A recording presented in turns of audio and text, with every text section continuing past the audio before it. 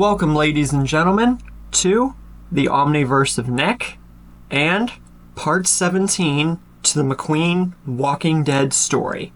I'm your host, Nick. Like always, before we start today's episode, be sure to smash the like button, subscribe to the Omniverse of Nick channel, and comment your favorite part or parts of ongoing or past stories, as well as future recommendations for what-ifs and general discussion that you might happen to see on the channel in the future. With all that out of the way, we're into another action-packed episode with the first half dedicated to Rick versus Morgan. Yeah, we're going there. Let's get into it. Rick has decided enough is enough. If words and other means of persuasion won't convince Morgan to back off and calm down and reason and talk, Rick will fight him with force. The battle begins. Rick starts swinging, but he realizes, even with his axe, even with himself, even as a cop, even trying to reason with Morgan, it's not enough. Morgan just keeps on going. Rick's barely even getting any strikes on him. Morgan either clashes with his own axe, or he goes so fast, so brutally, so mind-blowingly just fast and uncalculating that Rick eventually has to start dodging as his only means of fighting. He dodges 2 strikes, but he isn't able to dodge the third. The third strike that Morgan's axe lands on him is on his hand, and it slices it completely off. His left hand is completely chopped off. And Rick at this point, mustering all of his strength, everything that he has left, trying not to pass out from the blood loss without being able to cauterize the wound, he is forced to do one thing.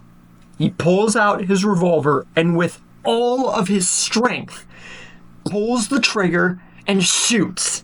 The bullet flies and it goes right through Morgan's axe, basically chopping it in half. And it goes straight into Morgan's eye. Yeah. And it collapses him to the ground. The first time that he has since Eastman's, and the real first time since Shane and Michonne got him back at the apartment. But even with the bullet through his eye, even with this, Morgan is not deterred. If anything, he shows almost little to no weakness in the attack. Oh, sure, he's affected greatly, but this Morgan just shrugs it off as if it were a flesh wound. And he goes right red-eyed, ready to kill again.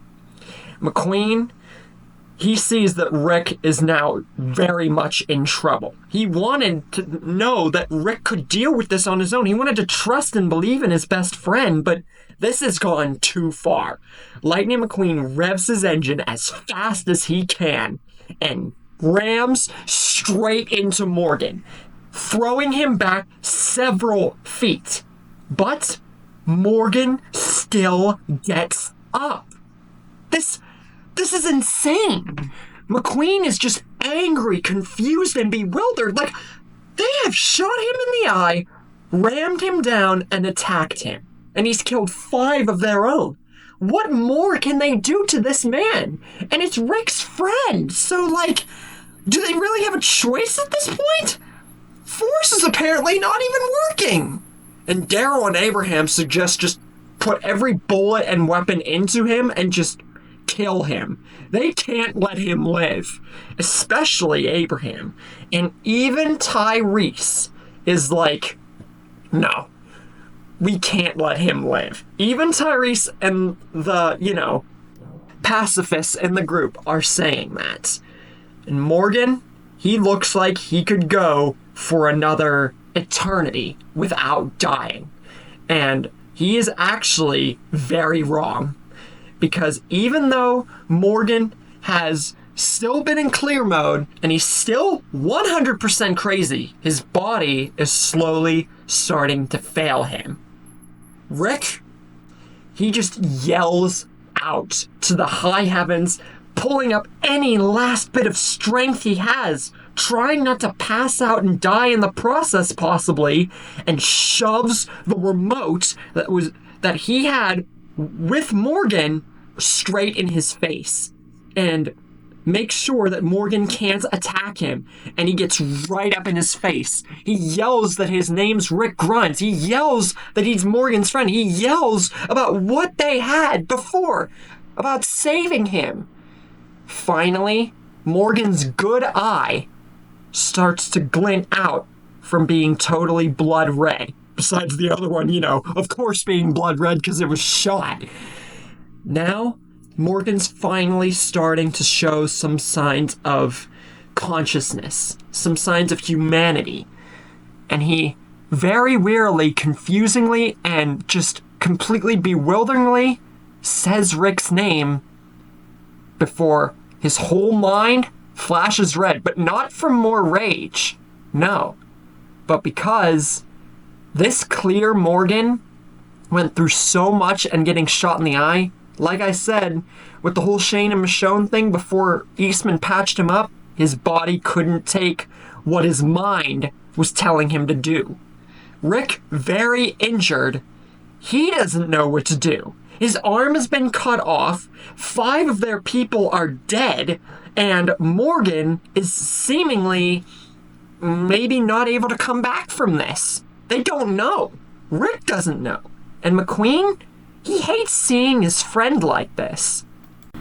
Especially even though Morgan and Rick knew each other first, Mcqueen's known Rick for kind of just as long. So to see Rick get so emotional over his friend becoming a psychotic psychopath, it's really hitting Mcqueen too. Now Daryl, Abraham, Andrea, and Rosita not only have to deal with their losses and feelings still from the farm and just going onward, but they also got to make sure that Rick is not going to die and what to do about Morgan next. And Rick, he doesn't know what to do, honestly, because he just witnessed his friend who saved his life just kill 5 of their own and almost kill him. And it took everything in Rick's power, including his hand, to get Morgan to somewhat listen. Soon enough, Morgan does wake up, his eye still profusely bleeding from getting shot at, and they begin to have a conversation. Morgan's not crazy, but we can all definitely say he's not sane either. He does get an eye patch, or at least some sort of thing to cover his eye, and his eye is treated the minute that everyone can think that they can trust him. Morgan, he's not crazy anymore and is actually back to normal, but he's just mulling over everything he thinks has happened and what he's apparently just done. And soon he feels he owes them all an explanation as to how and why he has gotten where he is and why he did what he did. He explains about Dwayne. He explains about him losing his mind, obviously, and him being so unbelievably sorry about what he did to the 5 of them. He has to also process he got hit by a sentient car. That's going to take just as much time as everybody who has met Mcqueen. And he does say he remembers one key thing during his whole crazy endeavor, because he remembers nothing besides Dwayne's death and one other thing. He got slashed and shot by a woman with a blade and some kind of guy who was an officer or something with a shotgun. Something like that. He doesn't remember. That's all he does remember. Rick, he's mulling over Morgan's story and actually feels really bad for him. He lost his son as well as his wife, and that's why he lost everything. And it seems the more he killed, the more he was hurt, the more everything. That's why he took out that community, Terminus, which they still think was good, by the way. and why he killed their 5. I mean, it's no excuse, but it really hit Morgan. But what really hits Rick is the whole officer with the shotgun thing. But before he can even begin to think if that's a familiar presence or not, Abraham speaks up. He says that Morgan should have been executed the second that he dropped to the ground. And the fact that he is alive, no matter the reason, it has not only turned them from Washington again, but 5 of their own are dead. One of them is almost dead with an arm cut off, and now they are at a standstill. And that they should just go, execute this guy, and leave. But Rosita cannot believe what Abraham is saying and says no. Their leader, well, the leader that they followed, Rick, is crippled and is trying to get his friend back on the same page, which is clearly kind of working. Why leave now? And Abraham, he really just wants to go to Washington. He doesn't care.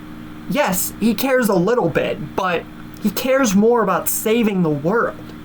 But before they can go on with this whole endeavor, Father Gabriel, who had been hiding inside of his church after Morgan almost barged in and killed him, now makes his presence known, and to everyone's surprise, offers to help. Yes, he did witness almost everything that just went on, but when you put it in the perspective of Morgan trying to kill all of them and getting away with it with 5, he feels endeared, but the only thing he's truly scared about is Morgan. And the fact he just saw, Mcqueen. Again, big deal, especially for Gabriel. Rick accepts the help because he definitely needs it with his arm still kind of in a big deal. Him surprised that he's alive. And just everyone needs a moment to process what just happened. So, they hole up in Gabriel's church. I mean, they kind of hold up in the outside, but you get the point. Meanwhile, Milton and the group going after the car with the cross to get Haley and Noah back reach Atlanta, and Zach points out that he just found something, and the car is there.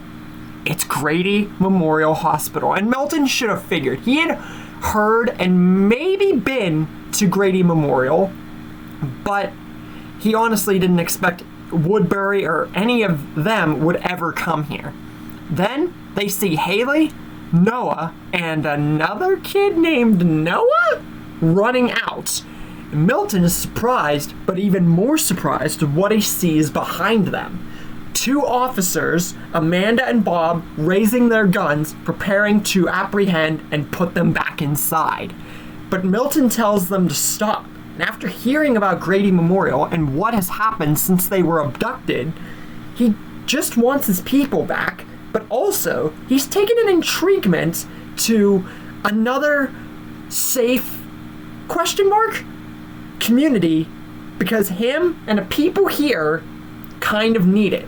So if they can work on the same page, him talk with the leader here, Dawn, maybe they can actually work together rather than abducting and falsely imprisoning people here. Maybe they can come to some sort of arrangement. Soon enough, Amanda talks with Dawn about the whole thing. Dawn analyzes Milton and everything, and Dawn actually sees him as an honest man, someone who wants to help. And her belief of someone coming to save them, I mean, that's not exactly true with Milton, but there's a lot of people here, so they can actually do something here. So with this many people, with Milton and everything, from this town called Woodbury, Dawn actually agrees to partner with Milton, and the both of them, in tow, lead together to form a new kind of deal at Grady Memorial. Something better than how Dawn had it, and let's be honest, that's definitely something that Grady Memorial needed after the whole canon events. Meanwhile, at the church, Abraham, he is mulling over this whole thing and not liking it one bit, and making his whole statement and opinion known about it. And at the dead of night, he calls together 2 people who are kind of on the same page. Daryl and Andrea. Daryl's still getting over his loss of Merle back at the farm, and Andrea getting to have to deal with her loss of Amy by Morgan's hands. Abraham says that he's really sorry for both their losses, even more so for Andrea's sister Amy, because she seemed nice. And then Merle, Abraham kind of knew a little bit about him. I mean, kind of instantly knew him, and then he died. And he wishes no ill will towards any of the people here or anything. That's not what he was trying to get at when he spoke out earlier. He just wants to save the world, and they're letting a psychopathic killer who killed 5 of their own and held them from Washington. He warned Rick not to give chase. Even if they're friends, he gave in to something that honestly, Abraham should have been more persistent about. Maybe that's his fault, but he knows what must be done, and he thinks that Daryl and Andrew will agree. They take out Morgan, and they get anyone in the group who wants to go, and they go for Washington immediately, because they can't have Morgan around. They know that. But with all this talking, all this planning, no matter how quiet or dead of night it is, Abraham forgot one thing. There's someone out on patrol, someone who can't fit in a church, and someone who overheard the entire conversation. Lightning McQueen stares dumbfounded, scared, and completely betrayed at the 3 of them. Abraham mainly. What will McQueen do now that he has been, 1, caught, and 2, found out about this little plan? Will Daryl and Andrea go along with it? How will Milton and Dawn's interactions go? But that's all where we're going to leave off for now. What do you guys think will happen next? How did you like this episode? And what is your favorite part so far? With all that out of the way, don't forget, guys, to smash the like button, subscribe to the Omniverse of Nick channel, and comment your favorite part or parts of ongoing or past stories, as well as future recommendations for what ifs and general discussion that you might get to see on the channel in the future. With Grady Memorial getting a huge upgrade with Milton and McQueen catching on to Abraham's plan, this story is really gearing up for an intense middle. And you guys are not going to want to miss what comes next.